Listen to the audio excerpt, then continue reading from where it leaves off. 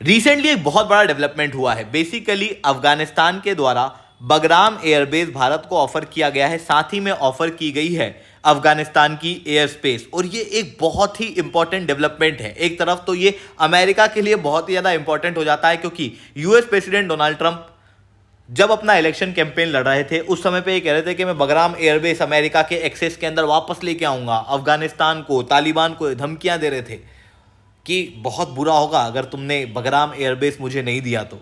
पर अब रिसेंटली जब लिटरली व्हाइट हाउस के अंदर इन्हें ये न्यूज़ सुनाई गई होगी कि ये एयरबेस भारत को ऑफर किया जा रहा है, उसी समय पर डोनाल्ड ट्रंप बकायदा बाथरूम में गए होंगे, अपने मुंह पे कपड़ा डाला होगा, गेट बंद किया होगा, फट फट के रो रहे होंगे और अपनी आवाज़ भी बाहर नहीं आने दे रहे होंगे। दूसरी तरफ यही डोनाल्ड ट्रंप के कदमों के अंदर जो शहबाज शरीफ पड़े होंगे वो भी फट फट के रो रहे होंगे, क्योंकि थोड़े समय पहले ये कह रहे थे कि सऊदी अरेबिया पे कोई भी अटैक हुआ तो वो पाकिस्तान पे अटैक है, पाकिस्तान पे कोई भी अटैक हुआ तो सऊदी अरेबिया पे अटैक है। अब बेसिकली भारत को एयर स्पेस प्रोवाइड कर दी गई है अफगानिस्तान के द्वारा, यानी कि भारत दोनों तरफ से पाकिस्तान को घेर सकता है, किसी भी तरफ से अटैक कर सकता है। और अफगानिस्तान भी अब खुले आम कह सकता है कि अफगानिस्तान पे अगर कोई अटैक किया तो वो भी भारत पे अटैक हो सकता है। तो ये एक बहुत ही स्ट्रेटेजिक मूव है। तीसरी तरफ एक और देश रो रहा है, चाइना, क्योंकि बगराम एयरबेस से कुछ 100 किलोमीटर की दूरी पे ही आपको जिंगजियांग देखने को मिलता है, चाइना की न्यूक्लियर फैसिलिटीज देखने को मिलती है। यानी कि जो चाइना पहले भारत पे स्पाई करने की सोच रहा था, अब उसी चाइना की न्यूक्लियर साइट्स भारत 24 घंटे स्पाई कर सकता है। ये तीनों बड़े टारगेट यहां पर भारत के हाथ लगे हैं। क्या एग्जैक्टली यहां पर हुआ है, इसे मैं शुभेंद्र सिंह चौहान डिटेल में आप लोगों के साथ में चर्चा करूंगा। बट उसके पहले आप लोग मेरे साथ में SRC10 टेलीग्राम ग्रुप के ऊपर जुड़ सकते हो। मेरे क्लास की अपडेट, PPT, PDF सब कुछ आपको हमें मिल जाएगी। UPSC CSE की तैयारी करना है, इंडिया के टॉप एजुकेटर से ऑफलाइन क्लासेस के अंदर पढ़ना है, तो आप लोगों के पास में अच्छा मौका है। अनअकैडमी अब केवल ऑनलाइन ही रहा है, अनअकैडमी अब ऑफलाइन भी आ चुका है। जुड़ना चाहते हो तो इस नंबर पे कांटेक्ट कर सकते हो। इसके अलावा मंथली करंट अफेयर्स की magazine, previous year question, prelims के मॉक टेस्ट, NCERT के नोट्स की समरी, इंडिया ईयरबुक की summary free of cost download करना है। नीचे डिस्क्रिप्शन के अंदर मैंने लिंक दी हुई है, वहां से आप लोग डाउनलोड कर सकते हो। चलिए दोस्तों, समझने का प्रयास करते हैं यहाँ पर क्या हुआ है। बेसिकली मीडिया रिपोर्ट सामने आ रही हैं जो कुछ इस तरीके की कहानी बता रही है। हुआ कुछ ऐसा है कि यहाँ पर ताजिकिस्तान के अंदर भारत के एक्सेस में था गिसार एयरबेस। इसी गिसार एयरबेस को एनी एयरबेस भी कहा जाता है, क्योंकि एनी नाम के एक गांव के अंदर आया हुआ है। और इसी एयरबेस का प्रयोग हम लोगों ने एक समय पे अफगानिस्तान की मदद के लिए किया था।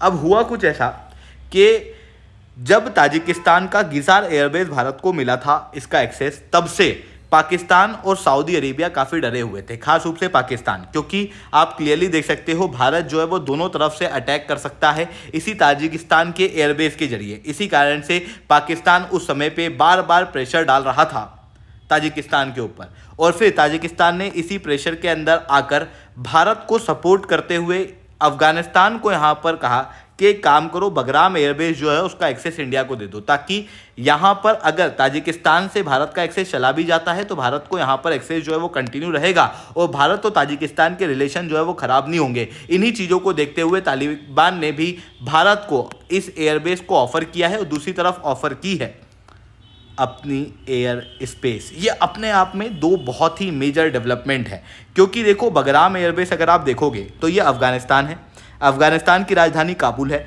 और यहाँ पर आपको बगराम एयरबेस देखने को मिलेगा जो कि एक छोटे शहर के बराबर है।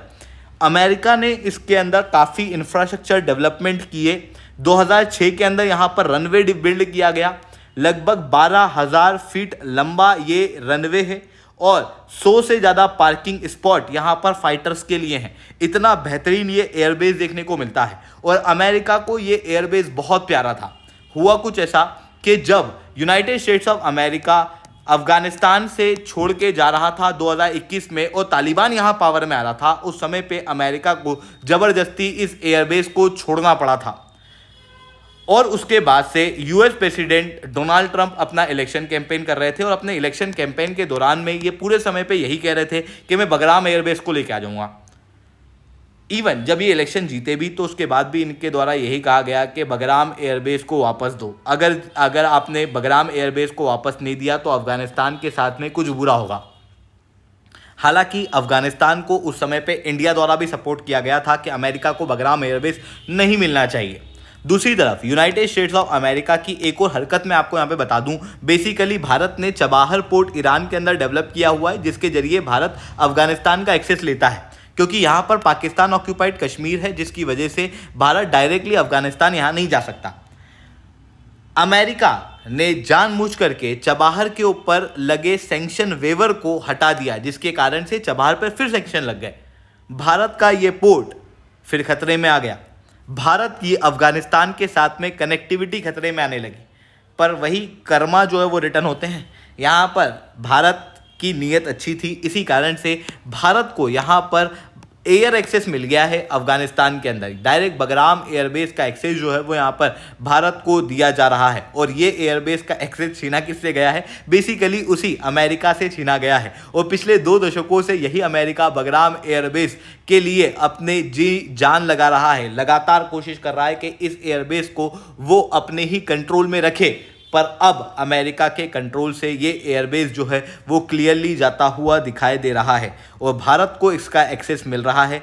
वहीं भारत ने पहले भी बगराम एयरबेस अमेरिका को मिलने से रोका था।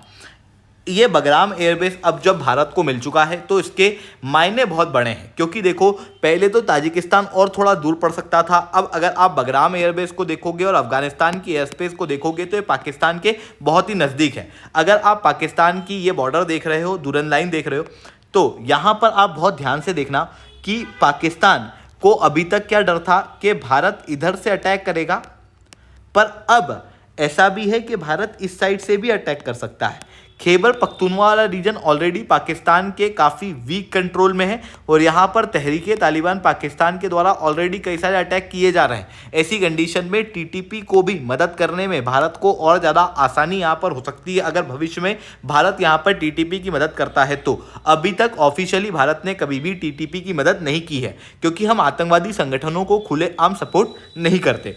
पर यहाँ पर आप क्लियरली देख सकते हो खैबर पख्तूनख्वा जैसे वीक रीजन, और यहाँ पर आप बलूचिस्तान को भी देख सकते हो। बलूचिस्तान जैसे वीक रीजन के अंदर भी भारत कभी भी एंटर कर सकता है।